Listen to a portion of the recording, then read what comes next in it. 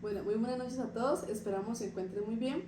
El día de hoy me encuentro con mi compañera Nelly Andrea, quien es estudiante de la Universidad del Valle, con quien hablaremos en este podcast acerca de la subjetividad y socialización en la era digital.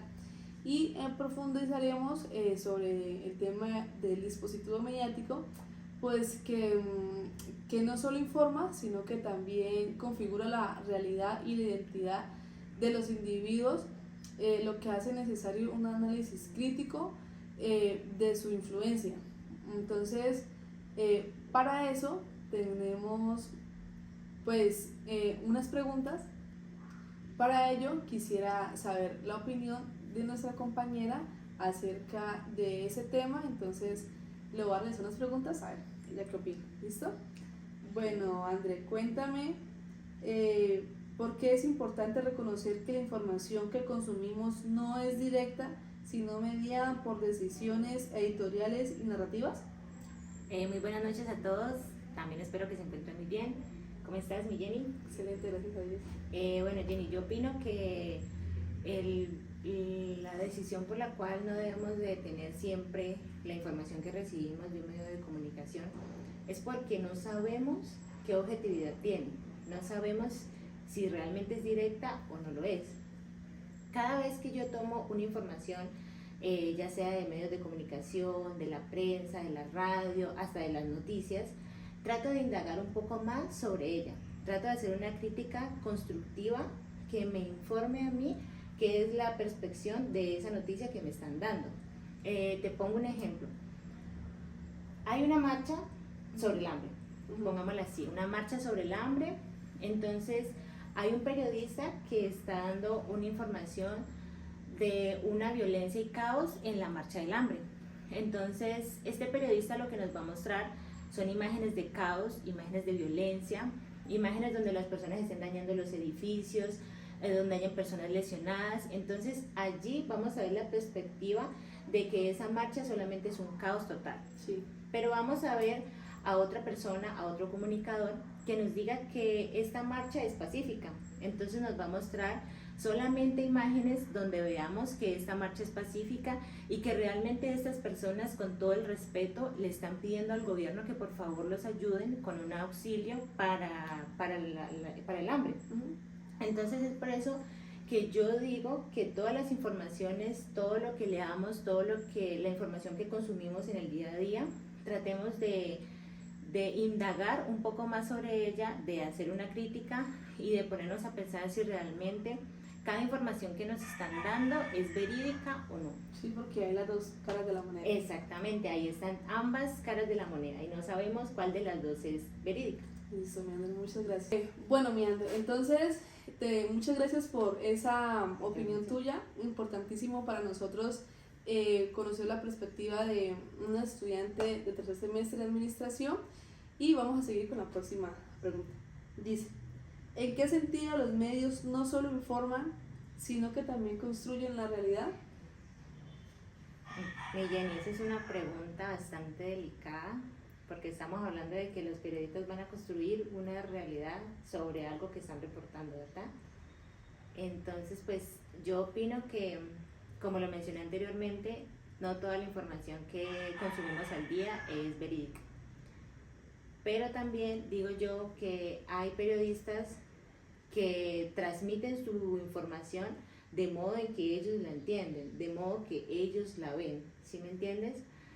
Y digo yo que cada objetividad de la información, cada perspectiva que nos brindan es muy relevante a todo lo que esté pasando en el mundo. Se me viene una idea y es cuando empezamos a llenarnos de migrantes del país de Colombia, nuestros vecinos, Venezuela. en Venezuela. ¿Qué pasó? Hubieron muchas noticias donde nos informaban, nos decían que llegaban los venezolanos a traernos inseguridad, a traernos desempleo, porque tú sabes, las personas venezolanas con el afán de conseguir algo para su hogar, hacen un trabajo con el mínimo de que lo requiere un colombiano. Claro, o sea, por la necesidad. Exactamente. Y este tipo de noticias salían y salían, que llegaba la inseguridad, que nos iban a robar. como también salían otras noticias que decían que estas personas venían con hambre de su país, venían con ganas de poder levantar la cabeza y tener un trabajo decente y poder darle de comer a sus niños, porque venían caminando con niños, y a las personas mayores de edad que se quedaban allá porque no podían pues caminar tanto tiempo. Entonces, si tú recibes la segunda noticia, si tú la percibes, entonces nosotros nos vamos a llenar de consuelo. Nosotros los colombianos vamos a querer que estas personas puedan comer, que estas personas le puedan dar una vivienda a estos niños, porque una vivienda digna, sí, porque estos niños llegaban y tú los veías muy delgados, desnutridos, y uno les veía que venían caminando, venían quemados, venían con sed.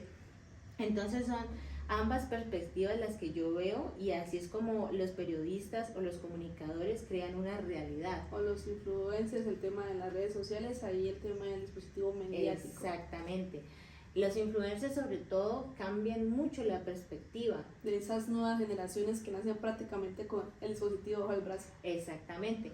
¿Has escuchado también todas las noticias de los influencers que por aparentar más y por conseguir más seguidores alquilan casas, carros, motos, y entonces eso qué hace? Aparentar. Ahí una falsa expectativa de la realidad para estos jóvenes que dicen, bueno, yo tengo 20 años y porque este tiene una casa, un apartamento, el último coche, y yo no tengo nada. Eso, así digo yo, que es como construyen una realidad que no es. Listo, mi André, muchas gracias. Bueno, mi Jenny, ahora me gustaría que nos compartas a todos, ¿tú qué piensas o tú qué crees si los medios de comunicación generan una ilusión de inmediatez y libertad de estar regulados y seleccionados? Pues bueno, de acuerdo a mi experiencia como estudiante, en esos 3 semestres que llevo, pues me he visto en la situación de utilizar herramientas en esta era que nos encontramos, digital, dispositivos, programas, de acuerdo a lo que nos van enseñando y de acuerdo a lo que necesitamos. Pues pienso que sí nos genera una sensación una ilusión de inmediatez, porque recuerdo que cuando yo estaba en primaria, le tocaba a uno que ir a la biblioteca, pedirle a la señora de la biblioteca el diccionario. Ajá, el diccionario, sí, el el libro, la señora le pasaba un cosito a uno de que uno se hacía cargo de ese libro, uno tenía un tiempo para buscar, y si no encontraba ese libro, uno iba a prestar otro libro en el que sí encontrara y dedicarle tiempo. Y ahora tenemos la facilidad de bases de datos o Google Académico, o en su defecto ahora se usa mucho el tema de la inteligencia artificial, lo que la es IA, el ChatGPT, el chat PDF, bueno, y otras IAs que existen, que cada vez llegan las más. Aplicaciones, porque también hay muchas aplicaciones donde tú solamente tomas la foto, inmediatamente te responde todas las preguntas que hayan. Entonces, claro, por eso nos acostumbramos mucho a esa inmediatez, porque ya no le dedicamos tanto tiempo a resolver algunos trabajos, pero también nos genera la sensación de libertad, porque entonces ahora tenemos tiempo para cuidar más de nosotros mismos, de nuestros seres queridos, o de trabajar. O tú con tu hijo. Ajá, en mi caso, dedicarle pues ese tiempo que demandan los niños, y André pues que trabaja y estudia al mismo tiempo y pues siempre es un poco demandante, entonces tiene uno como esa libertad de dedicarle a otras cosas, y también de esa inmediatez, que todo lo encuentra ya, ¿cierto? Pero también es como una ilusión, porque hay momentos en los que pues hay que reconocerlo, para nadie es un secreto, que hay momentos en los que uno hace las cosas a la vuelta de un clic, pero no aprende lo suficiente. Exacto. O no lo interioriza. Entonces pensamos que al estar de alguna manera regulados y seleccionados, o sea que nosotros tenemos el poder de decidir qué programa voy a utilizar, qué aplicaciones, qué dispositivo, en qué momento lo voy a hacer, y pensar de que soy yo quien tiene esa libre decisión de decir, soy yo quien tiene control, soy yo quien toma las decisiones y soy yo quien le da ese uso a todos estos dispositivos. La verdad es que pues hay que, pienso yo desde mi experiencia y desde mi opinión, tener un equilibrio eh, y, y saber que no solamente somos quienes tomamos las decisiones, sino quienes también debemos hacer un uso responsable de la manera en la que los usamos y los tiempos en los que los utilizamos. Por ejemplo, si le dices en el chat GPT, se crea una especie de relación cuando uno utiliza mucho, ¿no? Una especie de relación en la que lo vas amaestrando y en la que él te va respondiendo, te va dando mejores respuestas de acuerdo a lo que tú buscas, porque él también te va conociendo, ¿no? Entonces, si le pides que te haga un ensayo, un resumen, ya está. Si tú, un ejemplo, copias, pegas y ya, solucionas a tu vida. O si una inmediatez. Ajá, una inmediatez. O si tú tienes la idea, has hecho tú el proceso de crear, pensar, y lo que haces es como ordenarte, darle un poco de estructura y tú de acuerdo a eso que le dé el estilo. Ajá. Das una herramienta que tú utilizas, pero no te estás volviendo dependiente de ella. Entonces, pienso yo que sí generan una ilusión de inmediatez, de libertad, al estar seleccionados y regulados por nosotros, y eso es como un llamado de atención para las personas que nos escuchan esta noche, que es importante que nosotros pues tengamos una conciencia más sobre esa inmediatez y esa falsa sensación de libertad que nos puede surgir, porque también el aprovechamiento adecuado de estas herramientas pues hace que podamos sí tener un poco más de libertad y utilizarlo bien. Sí, estoy de acuerdo contigo, Jennifer. Cuando uno hace trabajos y solamente le da buscar, está el párrafo, lo copié, no tenemos información acá, sino solamente en el trabajo que vamos a entregar. Y está la falsa ilusión de libertad. Exactamente, pero en ese momento no tenemos ningún conocimiento que hayamos aprendido. Estoy de acuerdo contigo. Sí. Bueno, entonces vamos a pasar a otra pregunta para que pues nos quede más claro ese tema. Bueno, quiero hacerle otra pregunta a André para que ella nos comparta su humilde opinión. Dice, ¿de qué maneras crees que los medios pueden manipular la percepción de los eventos, incluso en contextos democráticos? Mi opinión sobre esta pregunta es que los medios sí nos manipulan constantemente. Por ejemplo, a mí me manipulan utilizando la técnica emocional. O sea, yo soy muy emocional, yo soy muy sensible. Entonces, cuando me presentan una noticia donde hubo un tsunami, un terremoto, ellos lo que hacen es que te presentan a una persona que haya quedado damnificada, que de pronto en el terremoto se le haya destruido la casa, que se le haya muerto un familiar. Entonces ellos utilizan este mecanismo emocional donde transmiten que esta persona se vea muy triste, muy agobiada, y pues claro, ¿quién no estaría agobiado si se le derrumbó la casa o se le murió un familiar? Entonces ahí uno siente como esa compasión por esa persona, esa sensibilidad, y quisiera ir a ayudarlo, ¿sí me entiendes? Muchas veces es verdad, no podemos decir que no, como otras veces es mentira, es para que el pueblo o para que la comunidad se una para ayudar a estas personas. Claro está, lo necesitan de la ayuda de los demás, pero muchas veces no lo es. Por ejemplo, yo creo que todos hemos visto Séptimo Día algún día, y cuando nos están presentando un video que pasó de la indagación que ellos hicieron, que le están haciendo una entrevista a un familiar que ha salido damnificado de Séptimo Día, ponen una música de fondo que te hace sentir triste, que te hace sentir como que quieres ir a ayudar a esa persona. Lo mismo pasa con las películas de terror. Si las películas de terror no tuvieran esa música de fondo, que el piano, el oscuro, la trama, sí, ese chillido de puerta que se abre y se cierra, ajá, ahí no nos podría manipular, porque esa es una percepción que tenemos de que algo va a pasar. Pero si no ponen esa música, si no nos manipulan, por decirlo así, entonces no sería una película de terror. Manipulan nuestras emociones. Exactamente. Si ese joven que tuvo ese terremoto no estuviera triste, cabizbajo, sino que se estuviera riendo, estuviera sonriendo, pues no nos transmitiría aquello que ellos nos Están quieren decir. viviendo. Exactamente. Entonces yo creo que así nos manipulan los medios de comunicación. En cuanto al tema democrático, pues no quisiera abordar mucho ese tema porque la verdad para mí es un tema bastante delicado, es bastante complejo. La política no es para personas que no dominen bien el tema, en este caso yo no lo domino muy bien y lo poco que sé no quisiera como entrar a indagar en él porque lo que conozco son personas de acá, pues del municipio, son personas que nos han ayudado y no quisiera que salgan damnificadas en este video.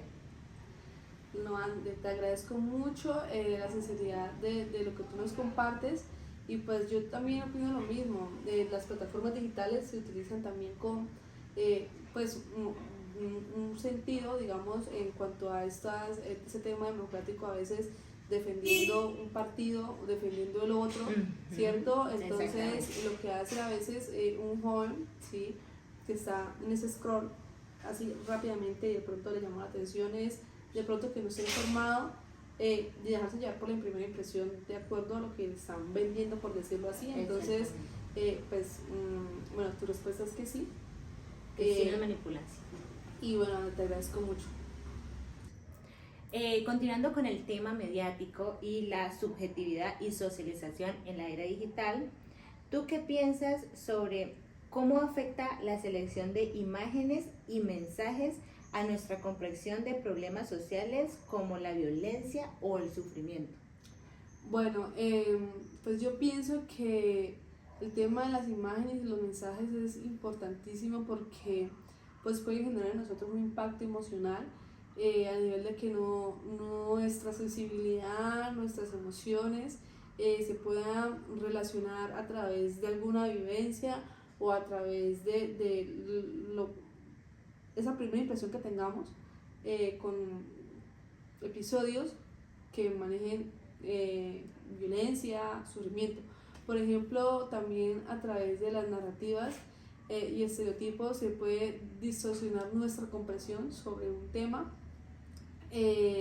Por ejemplo, la representación de criterios de grupos como víctimas o agresores pueden reforzar prejuicios o sesgos de acuerdo a lo que nos proyectan. Un ejemplo,